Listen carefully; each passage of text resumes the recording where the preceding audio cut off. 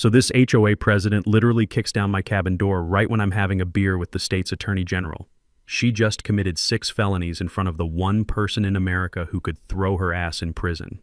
I'm talking full-on wood splintering, designer heels clicking on broken glass, the whole 9 yards.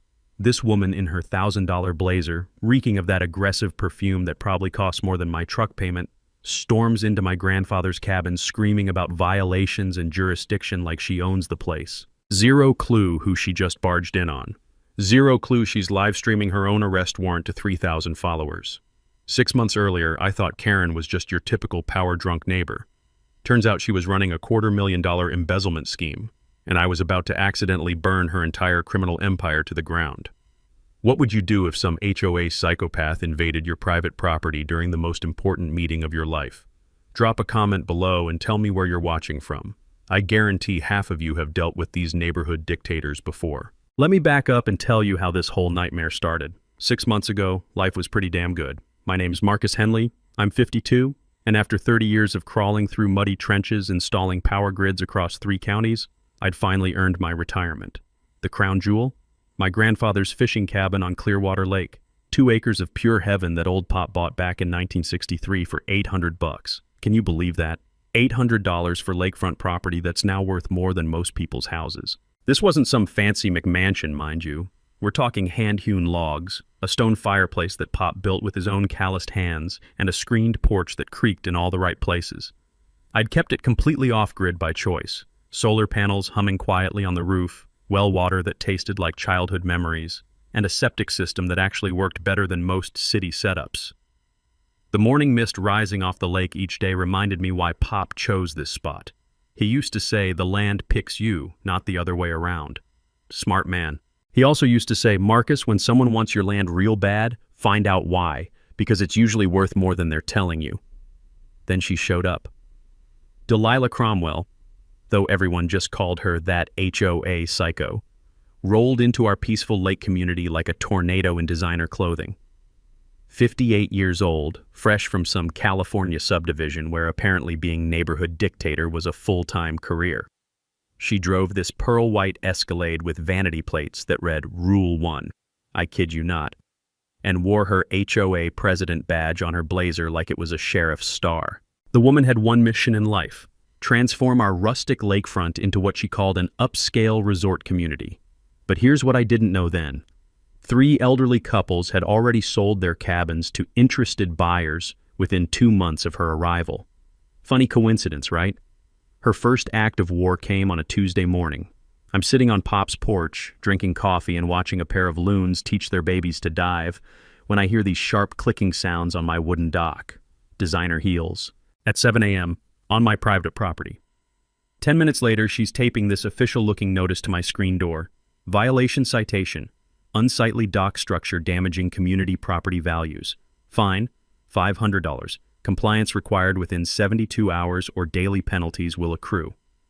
I had to read it twice.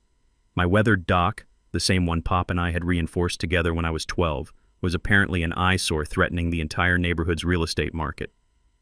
Being a reasonable guy, I walked over to explain that my property actually predates the HOA by about 40 years.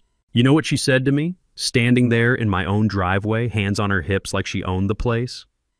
Everyone on this lake answers to me, sweetie. Ask the Hendersons how well fighting me worked out for them. The Hendersons. My elderly neighbors who'd mysteriously decided to downsize last month after living here for 23 years. The pieces weren't clicking yet, but something cold settled in my stomach.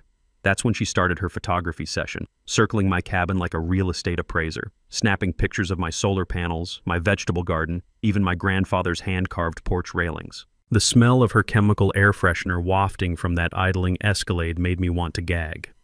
By the end of the week, I had 3 more citations. Each one came with escalating fines. Each one made it crystal clear that Delilah Cromwell had declared war on everything my family had built on this land. I figured I was dealing with your typical power-tripping neighbor. Annoying, sure, but manageable. What I didn't know was that I'd just painted a target on my back in a game much bigger and more dangerous than petty HOA politics. Pop's words echoed in my head. Find out why they want your land. I was about to find out why, and it would change everything. Karen didn't waste time escalating to the big guns. 3 days after my compliance deadline passed, because seriously, I wasn't tearing down Pop's dock for some wannabe dictator, a certified letter arrived that made my coffee taste like ash. Cease and desist. Violation of community waterway regulations. The letterhead read Blackstone, Meyer and Associates, one of those fancy law firms where the partners probably charge more per hour than I made in a month. The legal gibberish basically said my dock was illegally extending into community waterway and I owed $3,000 in retroactive violation fees. Plus, they were threatening to slap a lien on my property if I didn't pay up within 10 days. My first instinct was panic. These people had lawyers, I had a toolbox and a bad attitude. But then I remembered something Pop always drummed into me during those long fishing afternoons. Marcus, when someone's trying to legal talk you out of your land, the real truth is always in the county records. Never trust what they tell you, go find the actual papers. So I drove down to the county courthouse, that musty basement where all the important stuff gets buried under decades of bureaucratic dust. The clerk, a sweet lady named Betty who remembered Pop from his fishing tournament days, helped me pull the original property surveys. I'd learned this trick from my union days. Always check the source documents before some suit tries to buffalo you with fancy letterhead. What I found made my blood boil. My grandfather's lot didn't just go to the water's edge, it included 50 feet into the lake. The deed, stamped and official from 1963, was crystal clear. That dock wasn't trespassing on community property. It was sitting smack dab in the middle of my lake. But here's the real kicker.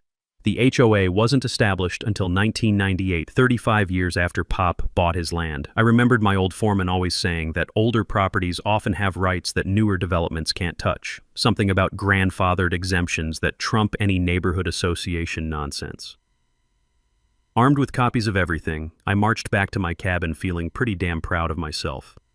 That satisfaction lasted exactly until I tried to leave for groceries and found Karen's Escalade parked sideways across my driveway.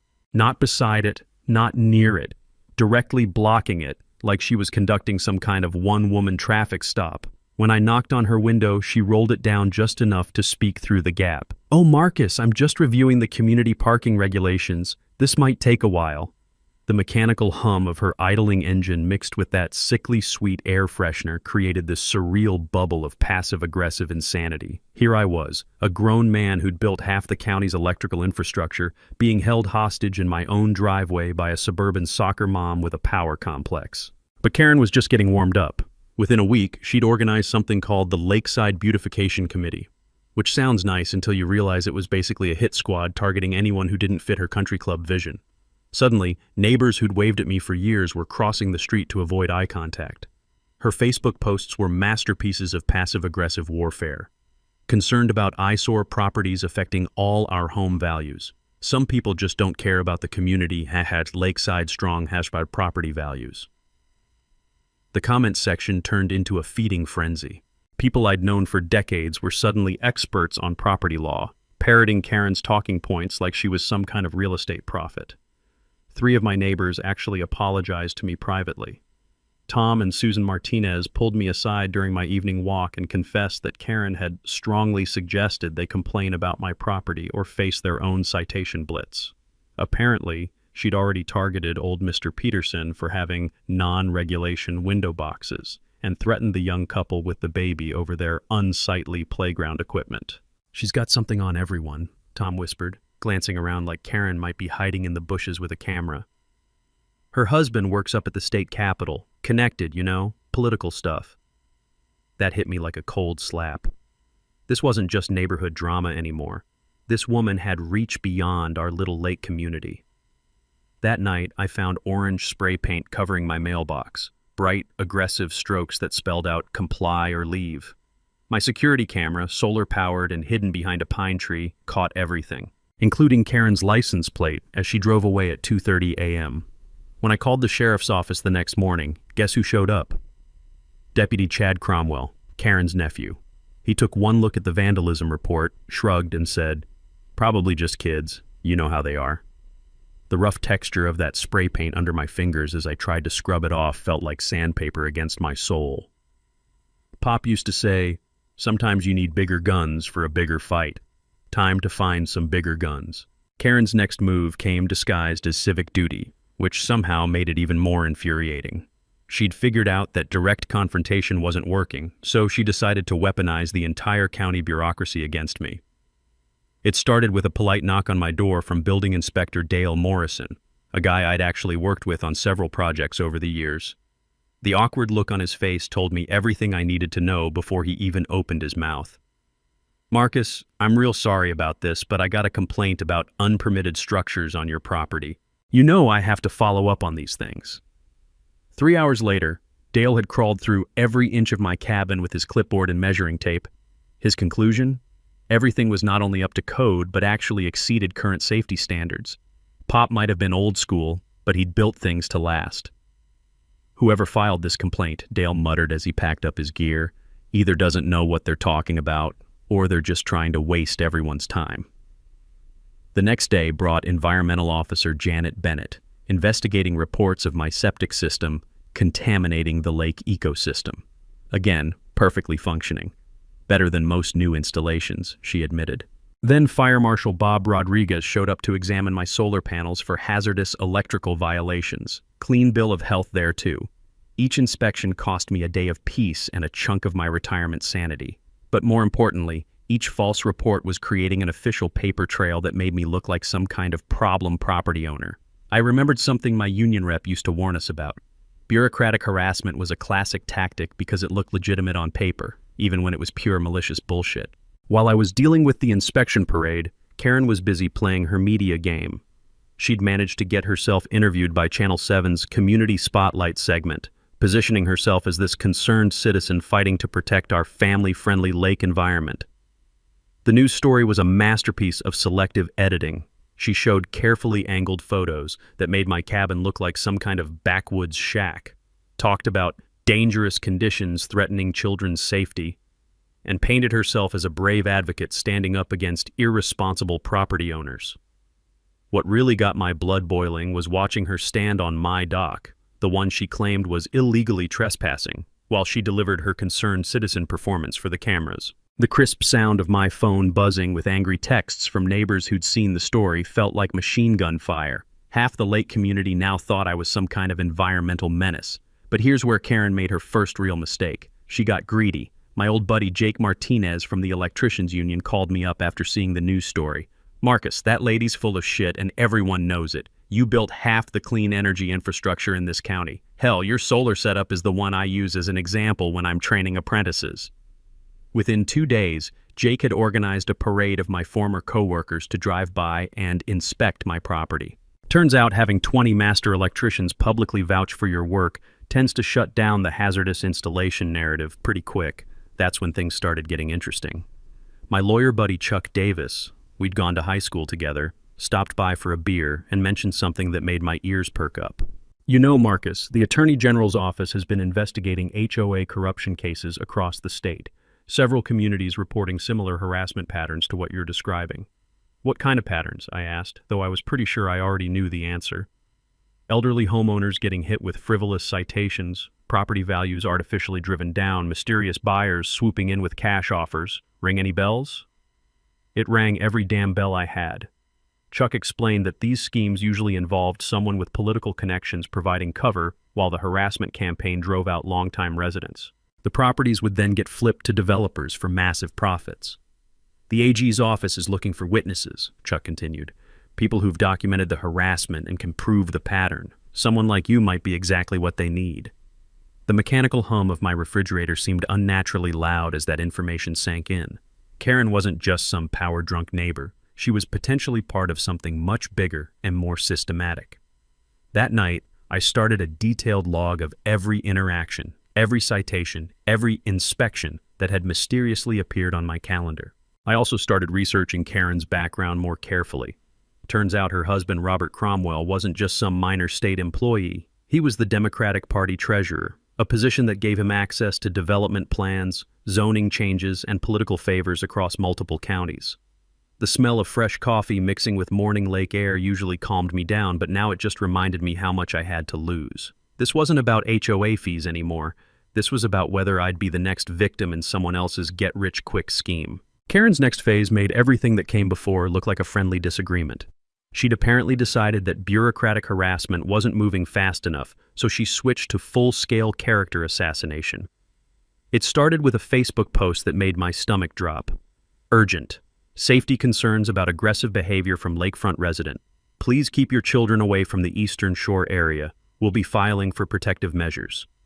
Hatch, Lakeside Safety, Nash, protect our kids. Aggressive behavior. Me. The guy who helped organize the annual kids fishing derby for 15 years running.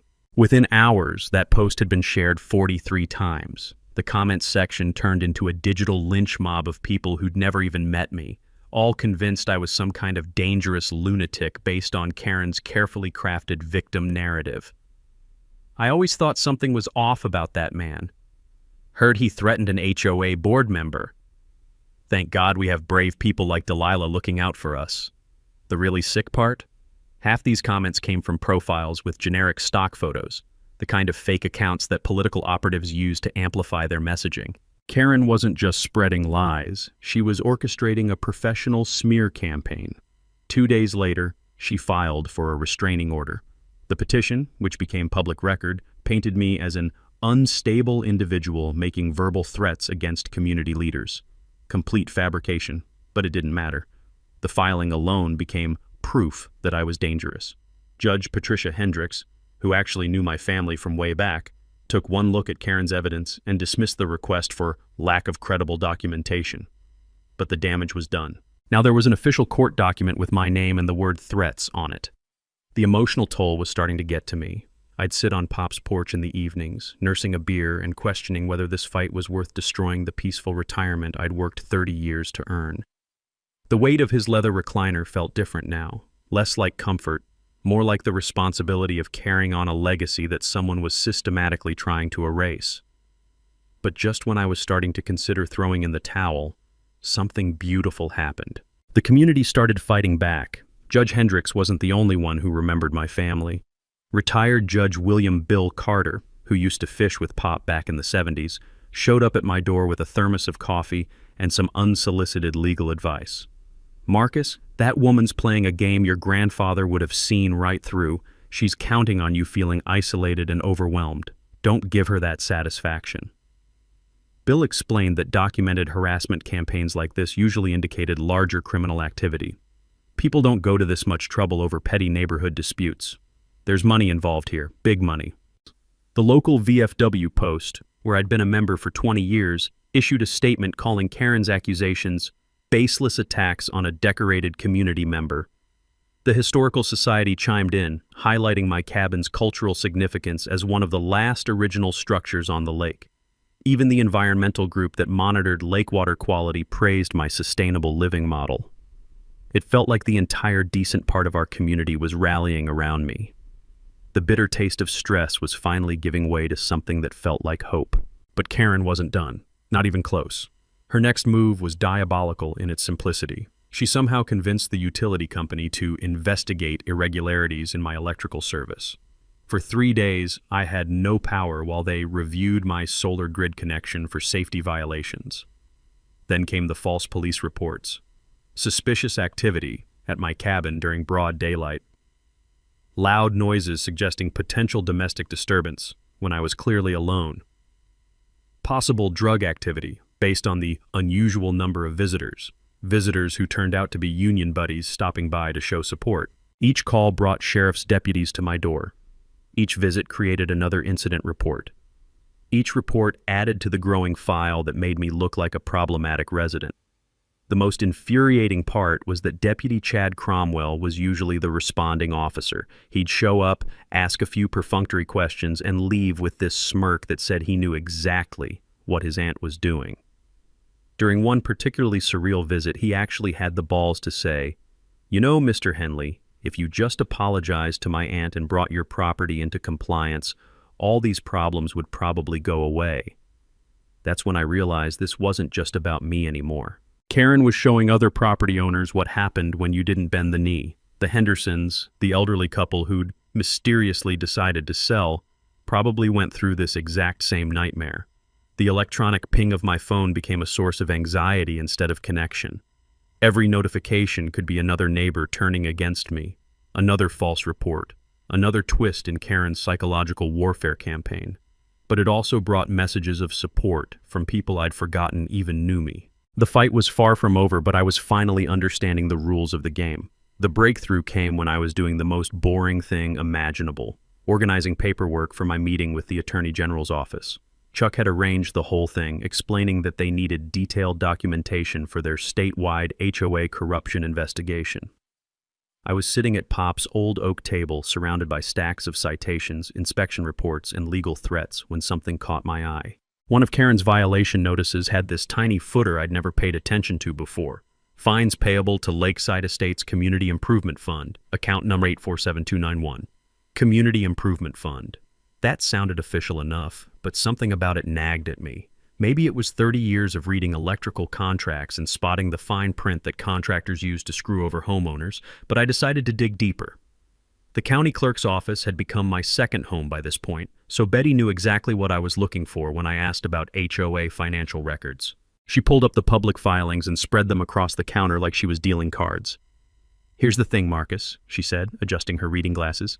"Homeowner associations have to file annual reports just like any other organization. Let me show you what I found." The numbers didn't add up, not even close. Over the past 2 years, the HOA had collected $280,000 in emergency assessments for lake dock repairs that were never completed. Another $150,000 had supposedly gone to professional landscaping services provided by Cromwell Grounds and Maintenance, which, according to state business records, was owned by Karen's brother-in-law. But here's the kicker. The landscaping company had been incorporated exactly 3 weeks after Karen became HOA president. I remembered Pop's advice about following the money trail. When someone creates a business right after getting power, they're usually creating it to funnel money to themselves. The insurance claims were even more blatant. The HOA had filed for storm damage reimbursement 3 times in the past 18 months. Problem was, I'd lived through every storm on this lake, and none of them had caused the kind of damage that would justify $95,000 in insurance payouts. Betty helped me cross-reference the insurance claims with actual weather reports from the National Weather Service. The dates didn't match up. The HOA was claiming storm damage on days when the weather had been perfectly clear. "Marcus," Betty whispered even though we were alone in the records room, "this looks like fraud. Plain and simple fraud." My hands were actually shaking as I photocopied everything. The smooth feel of those document pages felt like holding evidence that could change everything. This wasn't just harassment anymore, this was organized theft from the entire lake community. The property management fees were the final piece of the puzzle. The HOA was paying $5,000 monthly to something called Clearwater Property Solutions for administrative services. But when I looked up the business registration, the listed address was a P.O. box in the same postal district where Karen lived. Everything clicked into place like tumblers in a lock. Karen's harassment campaign wasn't just about power or personal spite. She was systematically driving down property values to enable a development scheme while simultaneously embezzling from the community fund. The elderly couples who'd sold their cabins hadn't just been harassed into leaving, they'd been forced to sell at below market prices because Karen's artificial property value concerns had scared off legitimate buyers. Those mysterious cash buyers were probably connected to the same development group that was benefiting from the embezzled funds. I thought about the Hendersons, probably counting their pennies in some cramped apartment, never knowing they'd been robbed twice. Once when they sold their dream home for peanuts, and again through the fees they'd paid into Karen's slush fund. The taste of black coffee had never been so bitter. This wasn't just about my cabin anymore. Karen had been stealing from everyone, including the neighbors she'd convinced to turn against me. Pop always said that when you find corruption, it's usually bigger than you think. He was right. Karen wasn't just running an HOA, she was running a criminal enterprise. And I was about to hand the evidence to the one person in the state who could shut it down permanently. That night, I transformed Pop's back bedroom into something that looked like a police investigation unit. Maps of the lake property spread across the walls showing original boundaries versus current HOA claims. Timeline charts tracking Karen's harassment campaign alongside suspicious financial transactions. Photos, recordings, and documents organized by potential criminal charges. I felt like one of those TV detectives, except instead of hunting serial killers, I was hunting suburban embezzlers.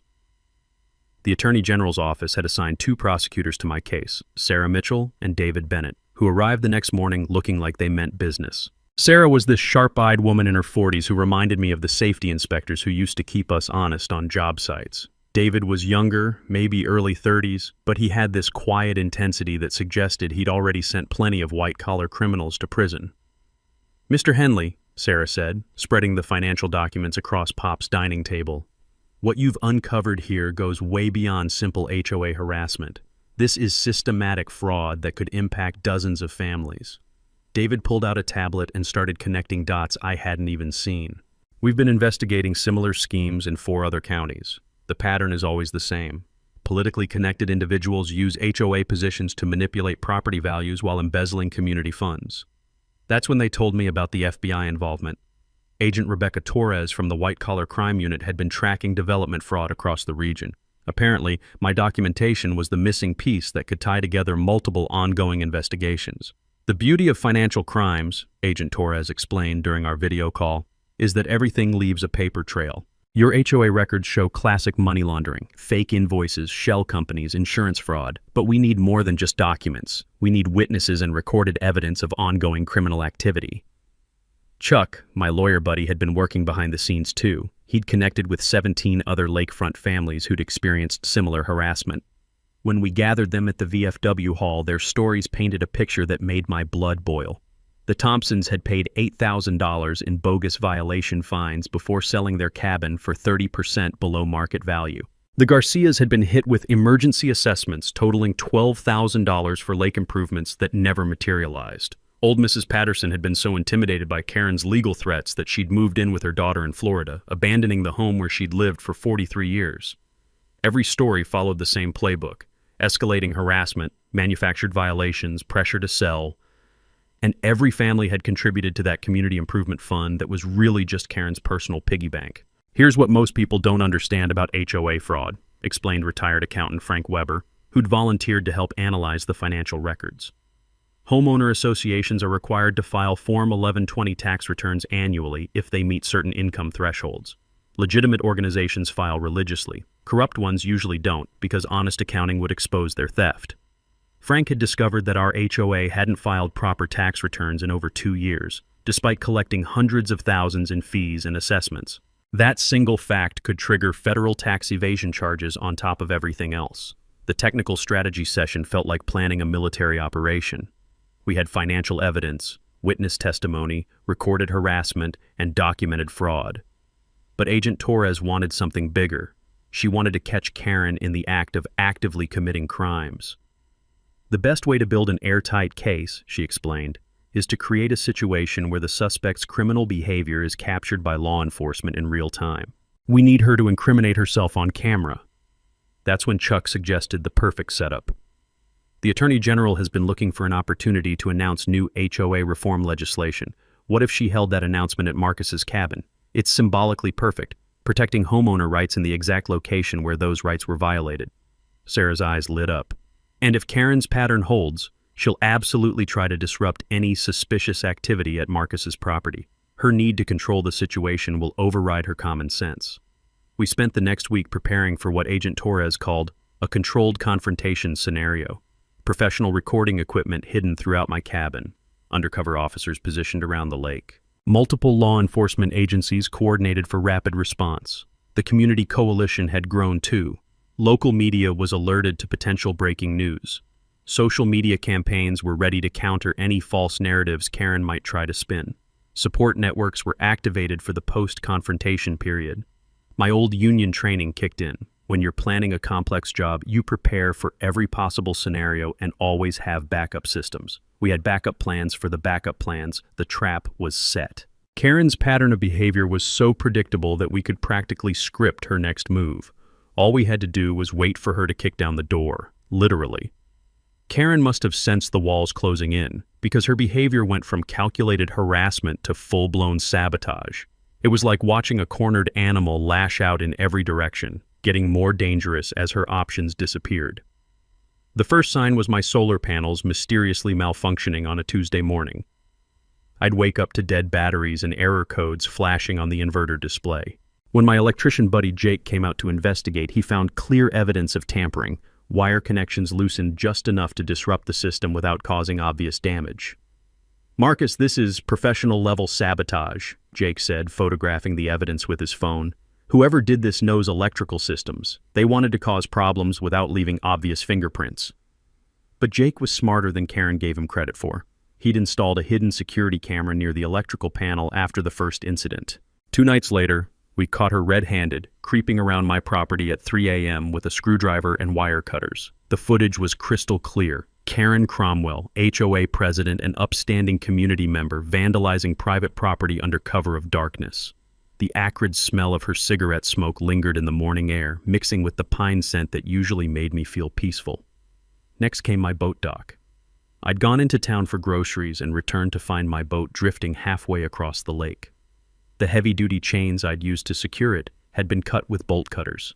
Clean, deliberate cuts that left metal shavings scattered across the dock planks. That boat had been Pop's pride and joy, a 1978 bass boat that still ran like a dream. Finding it bumping against the opposite shore, its hull scratched from the rocks, felt like someone had desecrated his grave. But Karen's biggest mistake was going after my septic system. I'd just passed a county inspection with flying colors, but suddenly my perfectly functioning system started backing up. The smell was horrific, that combination of sewage and chemical additives that made your eyes water from 50 feet away. When the emergency septic service arrived, they found industrial-grade drain cleaner had been poured down my system, killing all the beneficial bacteria and creating a toxic mess. "This is deliberate sabotage," the technician explained, holding up soil samples that showed chemical contamination. "Someone pumped commercial-grade acids into your system. This stuff costs serious money and requires specialized knowledge to use." The repair bill was $3,200. But more importantly, the chemical analysis provided forensic evidence that this wasn't random vandalism. It was calculated destruction requiring insider knowledge of septic systems. While I was dealing with sewage backup, Karen was orchestrating her media blitz. Anonymous accounts flooded social media with posts about my ongoing property violations and deteriorating conditions threatening neighborhood safety. The bots were so obvious it was almost comical. Dozens of profiles with generic names posting identical complaints within minutes of each other. She'd also ramped up the intimidation network. Deputy Chad Cromwell's patrol presence increased dramatically. He'd cruise by my cabin 4 or 5 times per day, always slowing down just enough to make his surveillance obvious. Sometimes he'd sit in my driveway for 20 minutes, running license plates of anyone who visited. The building inspector suddenly found code violations in work that had passed inspection just weeks before. The fire marshal received anonymous tips about fire hazards that didn't exist. Environmental services got reports about illegal dumping in areas of my property they'd already cleared. It was death by 1,000 cuts, designed to exhaust my resources and break my spirit through bureaucratic warfare. But I wasn't the only target anymore. Karen had started going after my supporters too.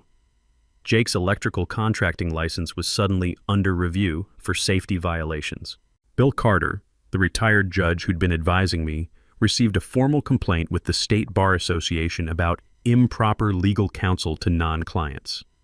The VFW Post found themselves facing a surprise fire safety inspection that threatened to shut down their weekly bingo nights. The Historical Society was hit with zoning complaints about their downtown office space. Karen was systematically attacking anyone who'd shown me support, sending a clear message: "Help Marcus Henley, and you'll become our next target." The psychological pressure was intense. Every morning brought new crises, new emergencies, new bureaucratic nightmares to navigate. The metallic taste of constant stress became as familiar as my morning coffee. But Karen's desperation was also creating opportunities. Each escalation was being documented by law enforcement. Every act of sabotage provided additional criminal evidence. Her network of supporters was starting to distance themselves as her behavior became increasingly unhinged. The Attorney General's office was watching everything, building an airtight case while Karen dug her hole deeper with every vengeful act. Agent Torres called it textbook criminal escalation. When perpetrators feel cornered, they often make increasingly reckless decisions that provide prosecutors with the evidence they need for conviction. Karen was walking straight into our trap, one sabotaged solar panel at a time. Karen's final play was so audacious it almost worked. She'd figured out through her husband's political connections that I wasn't just meeting with some random state official. I was meeting with Attorney General Patricia Williamson herself. And instead of backing down, Karen decided to go nuclear. Her plan was brilliant in its twisted logic. She would position herself as the victim of a political conspiracy, claiming that the state's top prosecutor was targeting her family for partisan reasons. If she could record herself confronting government corruption at my cabin, she could flip the entire narrative and paint herself as a brave whistleblower standing up to abuse of power. The first sign of her new strategy came through social media. She'd reached out to Government Accountability Watch, one of those blogger networks that amplifies stories about bureaucratic overreach. Her pitch was perfect. Small-town HOA president being persecuted by big government because her husband worked for the opposing political party. Local family under attack. State officials use harassment investigation to silence political opposition, was the headline that started circulating 3 days before my scheduled meeting. The story painted me as some kind of deep state operative working with corrupt prosecutors to destroy an innocent family. The comments section was flooded with outrage from people who'd never heard of our lake community, but were absolutely convinced that Karen was being railroaded by partisan prosecutors. She'd tapped into that vein of anti-government sentiment that runs through rural communities, turning herself into a martyr for political persecution. But Karen's masterstroke was the live stream setup. She'd arranged to broadcast her confrontation with the Attorney General live on social media, framing it as citizen journalism exposing government corruption in real time. Her plan was to burst into my cabin during the meeting, record everything, and let her followers spread the footage as proof of official misconduct. What she didn't know was that we were monitoring her communications. Agent Torres had obtained warrants for Karen's phone and social media accounts weeks earlier. We knew about the blogger outreach, the live stream plan, even the talking points she'd prepared for her spontaneous confrontation. "It's actually perfect," Agent Torres explained during our final coordination meeting. "She's going to commit multiple felonies on live video while providing us with a real-time confession of her motives.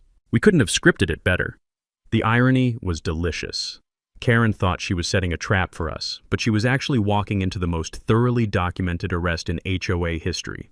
Her support network was crumbling too, but she was too obsessed to notice. The other HOA board members had quietly distanced themselves once the financial irregularities became obvious. Her husband was facing his own ethics investigation and couldn't provide political cover anymore. Even Deputy Chad had been reassigned to different patrol areas after Internal Affairs started asking questions about his response to vandalism reports. But Karen was beyond rational thinking at this point. The psychological pressure of keeping her fraud scheme hidden while fighting off multiple investigations had pushed her past the breaking point. She was exhibiting all the classic signs of someone losing control. Paranoid about neighbors spying on her, making increasingly threatening phone calls to anyone who'd supported me, convinced that everyone was part of some vast conspiracy against her. The night before the Attorney General's visit, she made threatening calls to 4 different families, warning them about consequences if they continued collaborating with government harassment. Each call was recorded by law enforcement. Each one provided additional evidence of witness intimidation and criminal conspiracy. I spent that final evening sitting on Pop's porch, watching the sunset paint the lake in shades of gold and crimson. The sound of loons calling to each other across the water reminded me why this place was worth fighting for. Tomorrow would determine whether I'd be able to enjoy peaceful evenings like this for the rest of my retirement, or whether I'd spend my golden years battling Karen's appeals from federal prison. The cabin felt different that night, not just because of the hidden cameras and recording equipment, but because it had become the center of something much bigger than my personal property dispute. This was about whether small-time criminals with political connections could terrorize entire communities without consequences. I pulled out Pop's worn leather Bible and read the passage he'd underlined about David facing Goliath. He'd written in the margin, "Sometimes the little guy wins because he's fighting for something bigger than himself." The morning would bring Karen's final desperate gambit. She'd storm through that door thinking she was about to destroy her enemies, never realizing she was about to destroy herself. The stage was set. The cameras were rolling. Law enforcement was in position. All we had to do was wait for Karen to provide the grand finale to her own criminal career. The taste of anticipation mixed with morning coffee had never been so sweet. Attorney General Patricia Williamson was nothing like I'd expected. Instead of some intimidating political figure, She was this down-to-earth woman in her 50s who reminded me of my old high school principal. Tough but fair, with eyes that missed nothing. She'd arrived at my cabin at exactly 9 a.m., carrying a thermos of coffee and a briefcase full of evidence that would change everything. "Mr. Henley," she said, settling into Pop's old recliner like she belonged there, "your documentation has helped us build cases against HOA corruption rings in 6 counties. What you've uncovered here isn't just local fraud. It's part of a statewide pattern of organized theft." We were deep in discussion about the criminal charges when we heard it. The distinctive roar of Karen's Escalade pulling into my driveway way too fast, gravel spraying everywhere like she was conducting some kind of high-speed chase. Car doors slammed, multiple voices shouting instructions about camera angles and audio levels. Karen had brought her entire social media production crew for what she thought would be her moment of triumph. "Here we go," Agent Torres whispered into her earpiece from her hidden position behind my woodshed. Attorney General Williamson didn't even flinch. She just calmly continued taking notes about the financial evidence while Karen's voice got louder outside, working herself up into righteous fury for her live stream audience. "This is it, folks," Karen's voice carried clearly through my windows. "We're about to expose the corruption that's been targeting our family. The state's attorney general is illegally meeting with our harasser, probably planning more government persecution." The sound of her designer heels clicking aggressively across my wooden porch was like a countdown timer to disaster. For her disaster, not mine. Crash! The door exploded inward like she'd used a battering ram instead of her foot. Wood splintered everywhere. The Attorney General's coffee mug hit the floor with a ceramic crash that punctuated the moment perfectly. Karen stormed into my living room with her phone held high, live streaming everything, completely oblivious to the fact that she'd just committed criminal trespass, breaking and entering, and assault in front of the state's chief prosecutor. "I demand to know why the Attorney General is secretly meeting with this man," she screamed, waving her phone around like it was some kind of weapon. "This is government harassment, political persecution. I have rights." The look on her face when Attorney General Williamson calmly stood up and displayed her official identification was absolutely priceless. Karen's live stream captured the exact moment when her brain processed what had just happened. Total, frozen terror. "Mrs. Cromwell," the Attorney General said in that calm, professional tone that probably made hardened criminals wet themselves, "I am Patricia Williamson, Attorney General of this state. You have just committed multiple felonies in my presence, and your entire criminal performance is being recorded by both my office and your own social media broadcast." Karen's phone was still live streaming. Her followers were watching in real time as their heroic whistleblower turned into a babbling, incoherent mess. The comments section exploded with confusion and disbelief as people realized they'd been supporting a criminal who'd just self-destructed on camera. This is my community. I have jurisdiction here," Karen stammered, still somehow thinking her HOA badge gave her authority over state prosecutors. That's when FBI agent Torres stepped through my still-open doorway, flanked by 2 other federal agents. "Mrs. Cromwell, you're under arrest for fraud, extortion, witness intimidation, and criminal harassment. And thanks to your live stream, we have your confession broadcast to about 3,000 witnesses." The sound of handcuffs clicking shut echoed through my cabin like the closing of a book. Karen's phone clattered to the floor, still streaming her arrest to an audience that had shrunk from outraged supporters to horrified voyeurs watching a public meltdown. "Karen," I said, standing up from Pop's couch with a satisfied smile, "meet the state's Attorney General. She's been wanting to discuss your bookkeeping methods." The neighbors who'd been drawn by the commotion stood on my porch watching in stunned silence as the woman who'd terrorized our community for months was read her Miranda rights in my living room. Mrs. Patterson, who'd driven down from her daughter's place specifically for this moment, had tears streaming down her face. Sheriff Rodriguez arrived just in time for the perp walk. Karen stumbling in handcuffs past the same dock she'd tried to have demolished, past the same solar panels she'd claimed were hazardous, past the same cabin she'd called an eyesore. The pearl-white Escalade with its Rule 1 vanity plates was towed away as evidence in the fraud case. The live stream ended with Karen's voice echoing across the lake. "This isn't over. My husband will fix this. You don't know who you're dealing with." Actually, Karen, we knew exactly who we were dealing with. A criminal, and criminals go to prison. Watching Karen get sentenced 3 months later felt like Christmas morning. Federal Judge Michael Harrison didn't just throw the book at her. He launched the entire law library. 3 years in federal prison, $340,000 in restitution to defrauded homeowners, and a lifetime ban from serving on any HOA board in the United States. Her husband Robert wasn't far behind. The ethics investigation revealed he'd been using his position as Democratic Party treasurer to provide insider information about zoning changes and development plans. He resigned in disgrace and got 18 months for conspiracy and abuse of office. The HOA itself was dissolved faster than sugar in hot coffee. In its place, we formed the Clearwater Lake Volunteer Association. Emphasis on volunteer. No mandatory fees, no citation authority, no power-drunk presidents. Just neighbors working together to keep our little slice of paradise beautiful. My role in exposing the corruption scheme earned me something I never expected. Whistleblower compensation from the recovered fraud funds. Turns out, when you help the feds recover hundreds of thousands in stolen money, they're pretty generous with the rewards. That check for $45,000 felt like vindication for every sleepless night Karen had caused me. But the real victory was watching justice ripple outward.